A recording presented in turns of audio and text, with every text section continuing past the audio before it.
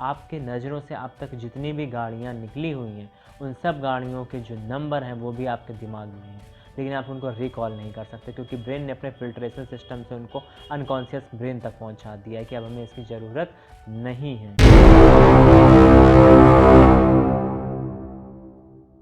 Hello दोस्तों, स्वागत है आपका ठाकुर यूट्यूब चैनल में। और आज मैं बात करने जा रहा हूँ विवेकानंद जी की कि एक उनके बारे में किस्सा बहुत मशहूर है। एक बार उन्होंने 10 मिनट में पूरी किताब पढ़ ली थी, तो आखिर ये कैसे कर लिया था, इसके बारे में हम लोग आज बात करने जा रहे हैं। कोई इंसान एक 400 पेज से ज़्यादा की जो किताब है वो कैसे 10 मिनट में पढ़ सकता है, उसको पूरी मेमोरीज याद हो जाएगी, उसकी मेमोराइज हो जाएगी, वो बुक कैसे हो सकता है ऐसा, इसके बारे में बात करेंगे। आज बात करेंगे स्वामी विवेकानंद की। ये बात जो मैं बताने जा रहा हूँ ये बात उन्हीं के मुंह की है, इसलिए आपको मैं एज इट इज़ बताने जा रहा हूँ जैसा उन्होंने कहा था। जितना मुझको याद है उस हिसाब से मैं बताने जा रहा हूँ। आप इस चीज़ को बहुत ही ध्यान से समझना। ये कॉन्शियसनेस क्या होती है, परसेप्शन क्या होता है, इसकी पराकाष्ठा क्या होती है, इसकी एक झलक आपको मिलेगी इस वीडियो में। ठीक है, तो देखो हुआ क्या कि एक बार एक और स्वामी थे, मुझे उनका नाम नहीं याद, वो उनके लिए रोज़ बुक ले जाते थे एक लाइब्रेरी से। ठीक है, तो जब बुक ले जाते थे तो ये होता था कि आखिर वो एक दिन में बुक ले जाते थे और अगले दिन लौटा देते थे। तो वहाँ पे जो लाइब्रेरियन था उसको लगता था कि यार ये क्या करते हैं, एक दिन में बुक कैसे पढ़ लेते हैं। ठीक है, आप एक दिन में क्या बुक पढ़ लोगे, यदि आप बुक पढ़ने गए हो तो आपको टाइम लगेगा उस बुक को पढ़ने में। आप एक दिन उस बुक को ले जाते हो और उसके बाद आप उसको रिटर्न कर देते हो, अगले दिन दूसरी बुक ले जाते हो, फिर रिटर्न कर देते हो। तो कुछ दिन बाद उसकी क्यूरियोसिटी इतनी बढ़ गई, उससे रहा नहीं गया, उसने पूछा कि ये बुक जो आप ले जाते हो क्या ये आप पढ़ते हो या कोई और पढ़ता है। कहते नहीं, मैं ये विवेकानंद के लिए ले जाता हूँ। कहते वो कौन है, किसी दिन मुझको उनसे मिलाइए, मुझको उनसे मिलना है, आखिर वो एक दिन में क्या पढ़ लेते हैं इस बुक से। उन्होंने कहा ठीक है।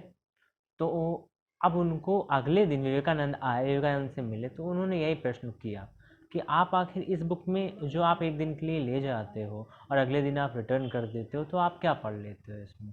तो वो कहते हैं मैं सब पूरे पढ़ लेता हूँ। तो कहते हैं आप पूरी बुक्स पढ़ लेते हो एक दिन में। तो उन्होंने कहा हाँ। तो कहते हैं ऐसा पॉसिबल ही नहीं है। तो उन्होंने कहा कि ऐसा क्यों नहीं पॉसिबल, ऐसा बिल्कुल पॉसिबल है, मैं यहीं पर पढ़ सकता हूँ, कोई भी बुक तुम दे दो। तो एक बुक उसने निकाल कर दी जो अब तक नहीं ले गए थे। ठीक है, वो बुक उन्होंने दी और उन्होंने कुछ ही मिनट में उस पूरी बुक को पढ़ा। बस ऐसे पन्ना पलटा। और ये सेम चीज़ एक बार एक ट्रेन में भी हुई थी। ठीक है, और एक फॉरेनर के साथ भी ये चीज़ हुई थी। तो ये चीज़ हो चुकी है कई बार उनके साथ।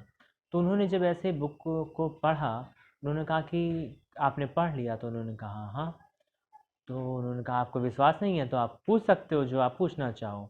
ठीक है, तो उन्होंने जब पूछा उस बुक से कहीं से कुछ भी, उन्होंने उस बुक की line to line with page number बता दिया। तो वो शॉक्ड हो गया। वो लाइब्रेरियन कहता है कि ऐसा कैसे हो सकता है, ये पॉसिबल नहीं है। ठीक है, उन्होंने और जो बुक्स वो अब तक ले गए थे उससे पूछा, उन्होंने सबसे बता दिया। तो उसको इस चीज़ का बिलीव नहीं हो रहा था कि आखिर ये कैसे हो सकता है कि आप एक ब्रेन के अंदर इतनी सारी चीज़ें कैसे आ जाता है डाटा, और कैसे इतने कम टाइम में वो पूरा पढ़ लेते हैं। तो उन्होंने बताया कि देखो, जब आप नॉर्मल जाते हो पढ़ने, जब कोई बच्चा जाता है पढ़ने तो उसको क्या पढ़ाया जाता है। जैसे स्टार्टिंग में मैं एग्जांपल दे रहा हूँ, पढ़ाया जाता है जैसे ए फॉर एप्पल। ठीक है, ए फॉर एप्पल उसको पढ़ाया जाता है। फिर वो जब ए देखता है तो उसको ए से एप्पल ही याद आ जाता है। ठीक है, यानी वो एक वर्ड देखकर पूरा एक सेंटेंस समझ लेता है। ठीक है, तो उन्होंने कहा कि यदि आप ध्यान दो, ठीक है, और बाद में जब आप कभी एप्पल देखोगे तो आपको सिर्फ पूरा एप्पल ना देख के सिर्फ आप उस पूरे एप्पल को देख रहे हो, उस वर्ड को, लेकिन बेसिकली उस ए पर ही नज़र जाएगी तो आप पूरा वर्ड समझ जाओगे यदि आपको वो वर्ड अच्छे से पता है तो। लेकिन यदि आपका परसेप्शन बहुत अच्छा है, ठीक है, यदि आपका जो कंसंट्रेशन है वो बहुत अच्छा है, तो ऐसा जैसे कि एक वर्ड के साथ किया जा सकता है, ऐसा एक पूरे लाइन के साथ किया जा सकता है। आप एक लाइन को बस पहला अक्षर देख के ही समझ सकते हो कि आखिर इस पूरी लाइन में क्या कहा गया है या राइटर क्या कहना चाहता है। और यदि परसेप्शन और अच्छा है तो सिर्फ आप एक बार देखकर, सिर्फ आप एक शब्द देखकर उस पूरे पेज को समझ सकते हो कि इस पूरे पेज में क्या लिखा है। और इसीलिए वो बस पेजों को ऐसे ऐसे पलटते जाते थे और उनको सब चीज़ें समझ में आती जाती थी कि राइटर क्या कह रहा है, क्या कहना चाहता है।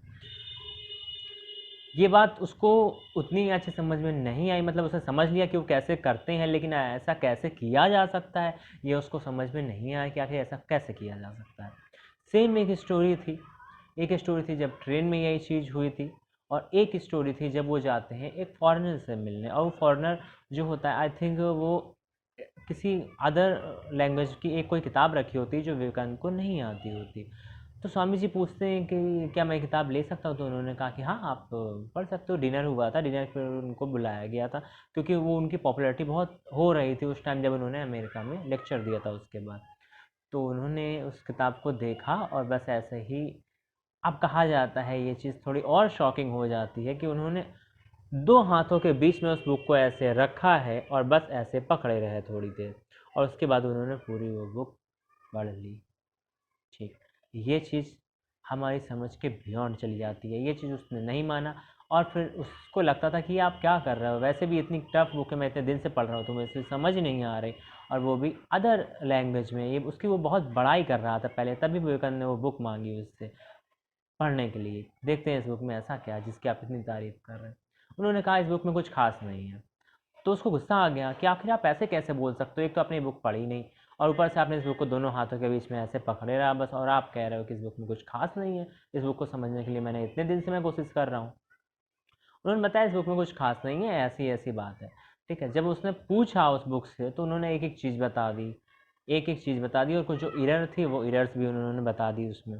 ठीक है, उसको ये नहीं समझ में आया तो उसने पूछा कि आखिर आपने ऐसा कैसे किया, ये तो लैंग्वेज भी नहीं है जो आपकी लैंग्वेज है, आपने तो बुक को ओपन भी नहीं किया। तो उनका इसीलिए मुझे विवेकानंद कहा जाता है।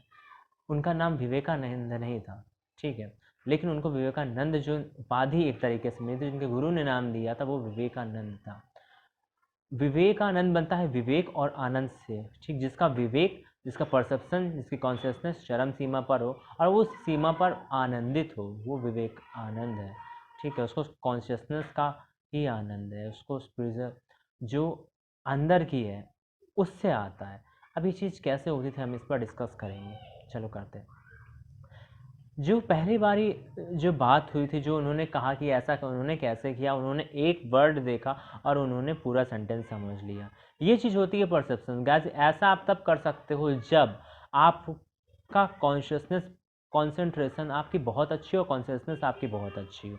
और ये चीज़ एक तरीके की जिसको हम लोग चेतना बोलते हैं, और ये चेतना जो है इसको डेवलप करना पड़ता है। इसको डेवलप करना कोई बहुत आसान काम नहीं है, बट ये डेवलप किया जा सकता है। लेकिन आजकल मैंने कुछ ऐड देखे जो लोग ऐसा बताते हैं कि वो ऐसा सिखाते हैं, वो कुछ फीस लेते हैं और वो कहते हैं कि ऐसा पॉसिबल है कि 10 मिनट में आप एक बुक पूरी बुक रीड कर सकते हो, ये कर सकते हो, वो कर सकते हो।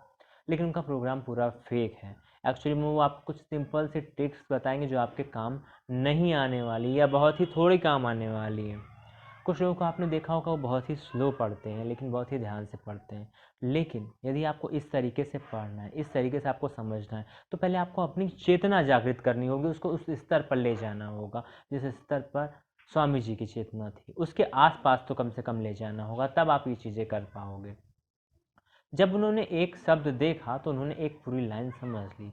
पहले उन्होंने इस तरीके से करना चालू किया। अब आपको क्या करना है, आपको इसका अभ्यास करना है। आप जब वर्ड देखोगे तो उसका पहला अक्षर ही देखकर, लेकिन आपको सारा ध्यान उस एक अक्षर में देख नहीं देना है। लेकिन आपको समझना है जब वो बात करते हैं, जब वो किसी राइटर को पढ़ते थे तो वो उस राइटर के थॉट्स पढ़ लेते थे। वो राइटर उस समय क्या सोच रहा होगा, जिस समय वो लिख रहा होगा, वो उनको समझ में आ जाता था उस चीज़ को देखने से। और इसी वजह से वो दूसरा काम भी कर पाए। वो जो कि वो भाषा नहीं जानते थे, लेकिन वो राइटर उस समय जब बुक लिख रहा था तो क्या सोच रहा था, उसके मनोभाव जो कि उसमें है, उस चीज़ को वो समझ पाए अपनी कॉन्शियसनेस से। तो ये गाइस, ये कोई, आप कुछ लोग कहेंगे कि ये झूठ है, तो ये बिल्कुल झूठ नहीं, ठीक, लेकिन ये एक चमत्कार आप कह सकते हो। बट ये चमत्कार है चेतना का। जब चेतना उस स्तर तक जागृत हो जाती है तो आप ऐसे काम कर सकते हो जो दूसरे लोगों के लिए चमत्कार है, जो दूसरे लोग कभी नहीं कर सकते। और ये किसी तरीके का कोई फेक मैजिक नहीं है, ये एक्चुअली में ही चमत्कार है। जिसको यदि असली चमत्कार कुछ कहना चाहिए तो इसको कहना चाहिए। लेकिन वो चमत्कार जो कि हम लोग समझ नहीं सकते, जो चीज़ हम लोग के समझ के परे होती है, हमें लगती है वो चमत्कार। ये एक्चुअली में चमत्कार है चेतना का। जितनी आपकी चेतना ज़्यादा विकसित है, और वो विकसित कैसे होती है, वो विकसित होती है आपके योग करने से, ध्यान करने से, प्राणायाम करने से, कुल मिलाकर मेडिटेशन करने से। ठीक है, जब आप अपनी मेडिटेट अवस्था में होते हो तो आपको बहुत सारी ऐसी चीज़ें, बहुत सारे ऐसे आयाम निकल के आते हैं जो आपने कभी पहले ओपन नहीं किए। आपने सुना होगा कि जो ब्रेन है इसकी कैपेसिटी बहुत ज़्यादा है, जिसको हम लोगों ने अब तक पूरा यूज़ नहीं किया है, ठीक है। तो पूरा यूज़ करने का सेंस क्या है कि आपका जो ब्रेन है वो कई तरीके से आप उसको डिवाइड कर सकते हो। एक तो लेफ्ट साइड और राइट साइड में डिवाइड कर सकते हो, एक आपको 3 अलग पार्टों में डिवाइड कर सकते हो। एक जो आपका चेतन मस्तिष्क है, चेतन मस्तिष्क है, ठीक है। जो कॉन्शियसनेस है, वो जो कॉन्शियसनेस है उसके पीछे एक सब कॉन्शियस पार्ट है, और सब कॉन्शियस के बाद एक अनकॉन्शियस ब्रेन है। 3 टाइप के इस तरीके के ब्रेन होते हैं साइकोलॉजी की यदि आप बात करो तो यदि आपका ब्रेन कनेक्ट कर सकता है बाकी उन ब्रेनों से, खासकर अनकॉन्शियस और सबकॉन्शियस से। अनकॉन्शियस को लोग कहते हैं कि एक्सेस नहीं किया जा सकता, अनकॉन्शियस को भी एक्सेस किया जा सकता है। और अनकॉन्शियस को और सबकॉन्शियस को तो एक्सेस कुछ लोग ज़्यादा कर लेते हैं, और वो लोग, कई लोग हैं जो सबकॉन्शियस को एक्सेस कर लेते हैं या करने की प्रैक्टिस करते हैं, जानते हैं। इवन साइकोलॉजी में भी कई लोग इस तरीके की प्रैक्टिस करते हैं, ठीक है। लेकिन अनकॉन्शियस ब्रेन तक पहुंचना बहुत ही मुश्किल है, आसान नहीं। लेकिन उस ब्रेन में ऐसी ऐसी चीज़ें छुपी हैं, ऐसे ऐसे डाटा है जिसका आपको कोई अंदाज़ा नहीं। क्या आपको पता है, यदि आपके नज़र से कोई एक नंबर गुजरा तो आपको वो नंबर याद नहीं रहेगा, लेकिन वो नंबर कितना भी बड़ा हो वो आपके अनकॉन्शियस ब्रेन में पहुंच जाएगा और वहाँ हमेशा के लिए स्टोर रहेगा। आपके नज़रों से अब तक जितनी भी गाड़ियाँ निकली हुई हैं उन सब गाड़ियों के जो नंबर हैं वो भी आपके दिमाग में हैं, लेकिन आप उनको रिकॉल नहीं कर सकते, क्योंकि ब्रेन ने अपने फिल्ट्रेशन सिस्टम से उनको अनकॉन्शियस ब्रेन तक पहुँचा दिया है कि अब हमें इसकी ज़रूरत नहीं है, अब हमें इस डाटा की ज़रूरत नहीं है, इस डाटा की ज़रूरत हमें लाइफ में पढ़ने वाली नहीं है, ये हमारे किसी काम का नहीं है। तो वो अनकॉन्शियस पार्ट में चला गया और वहाँ पे जाकर स्टोर हो गया।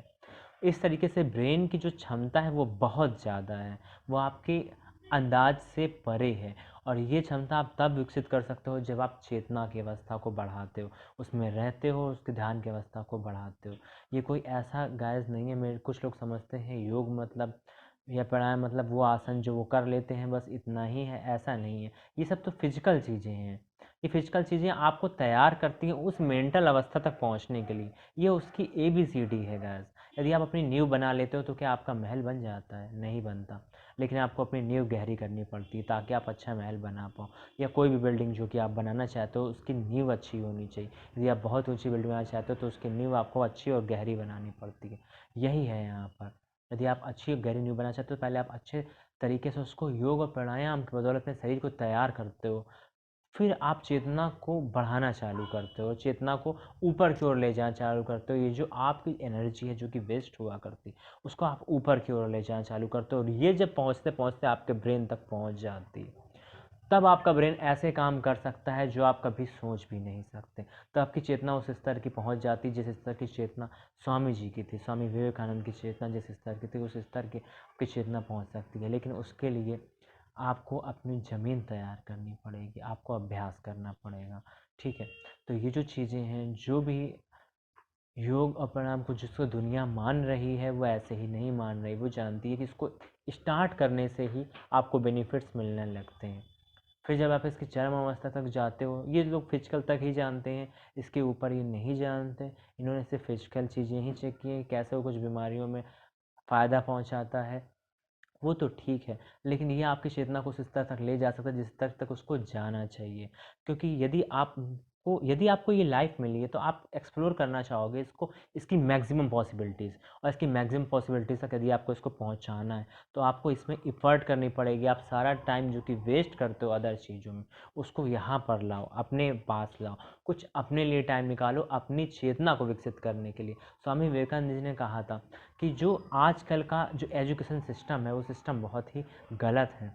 यदि इस तरीके से एजुकेशन नहीं होनी चाहिए कि हम लोग क्या करते हैं कि एजुकेशन में डाटा बस बच्चों के दिमाग में ठूसने की कोशिश होती है, ये याद कर लो वो याद कर लो, बस उनको मेमोराइज़ किया जाता है, कैसे भी करके उनको लर्न करवा दो, ये चीज़ें होती हैं। लेकिन ऐसा नहीं होना चाहिए, पहले ब्रेन की कैपेसिटी को बढ़ाने पर ध्यान देना चाहिए। सारे एजुकेशन सिस्टम्स में ऐसा ही होना चाहिए, क्योंकि यदि आपका ब्रेन कैपेबल है, यदि आपका ब्रेन ईगर है और कैपेबल है तो माउंटेन्स को आप ब्रेक कर सकते हो छोटे छोटे स्टोन में, ये उन्होंने कहा था, ठीक है। कि पर्वत पर्वत छोटे छोटे टुकड़ों में ब्रेक हो जाता है। इसका मतलब ये है कि बहुत बड़ी चीज़ भी आपको बहुत ही आसान लगने लगती है, बहुत आसान से आप याद कर सकते हो, क्योंकि आपका परसेप्शन उस लेवल का हो चुका है। आपको नहीं ज़रूरत है कि किसी को एक क्वेश्चन वो बार बार रटने में लगा हुआ है। यदि उसने कुछ भी चेतना विकसित कर ली तो उसने एक बार चैप्टर पढ़ा, उसका जैसा भी क्वेश्चन आ जाए वो अपने आप से कर लेता है। लेकिन आजकल क्या होता है, आजकल एक एक क्वेश्चन बच्चे लर्न करते हैं, एक एक मीनिंग वो लर्न कर रहे हैं। अदरवाइज आपने एक बार एक मीनिंग देख ली,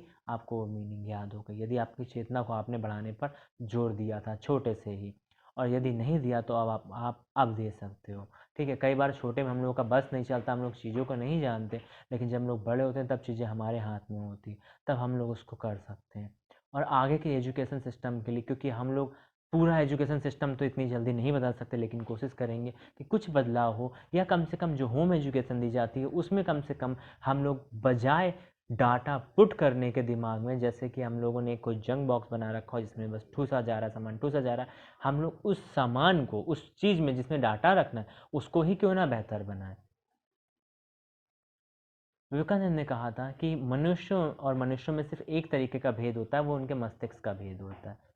यानी उनके थॉट प्रोसेस, उनके सोचने का तरीका, उनके समझने का तरीका, वो क्या समझते हैं, वो क्या सोचते हैं, वही वो बन जाते हैं।